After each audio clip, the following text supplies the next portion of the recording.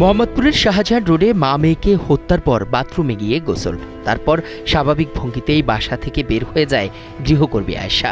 এভাবেই নৃশংস দুটি হত্যাকাণ্ড ঘটিয়ে পালিয়ে যায় সে। তবে মাত্র একদিনের মধ্যেই মোহাম্মদপুর থানা পুলিশের অভিযানে ঝালকাঠির নলছিটি এলাকা থেকে গ্রেপ্তার করা হয় আয়েশাকে। গত সোমবার সকালে শাহজাহান রোডের একটি আবাসিক ভবনের ৭ম তলায় লায়লা আফরোজ ও তার ৯ম শ্রেণীর মেয়ে নাফিজা নাওয়াল বিনতে আজিয়াকে ছুরিঘাতে হত্যা করা হয়। আমরা তাকে নিচে, ঘটনা ঘটছে ৭ তলায়। ৯:৪৫-এ একজন মহিলা বাইরে যেতেছে, তখন আমি তারে ডাকলাম, মানে আমার গেট পারে গেছে, তখন আমি তারে ডাকি খাড়া করছি। আমি কি দাঁড়ান, আপনি কে? আমার বললো যে কি আমি মেহমান। কোন ফ্ল্যাটে আসছেন মেহমান? আমি তো আপনারা চিনি না।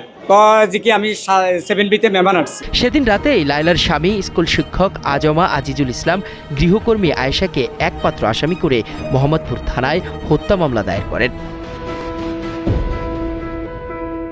সব মশার বিরুদ্ধে সুরক্ষা দিতে এলো বসুন্ধরা এক্সট্রিম অ্যারোসল, মশার বিরুদ্ধে এক্সট্রিম সুরক্ষা। এদিকে সিসিটিভি ফুটেজ বিশ্লেষণ করে দেখা যায় গৃহকর্মী আয়েশা সকাল 7:51 বাসায় প্রবেশ করেন এবং সকাল 9:35 নাফিজার স্কুল ড্রেস পরে বাসা থেকে বেরিয়ে যায়। সঙ্গে নিয়ে যায় একটি মোবাইল ফোন, ল্যাপটপ, স্বর্ণালংকার, নগদ টাকা ও মূল্যবান সামগ্রীও। সুরতাহাল প্রতিবেদনে উল্লেখ করা হয়, লায়লা আফরোজের শরীরে প্রায় 30টি ছুরিঘাত এবং মেয়ের শরীরে রয়েছে 4টি ছুরিঘাতের চিহ্ন।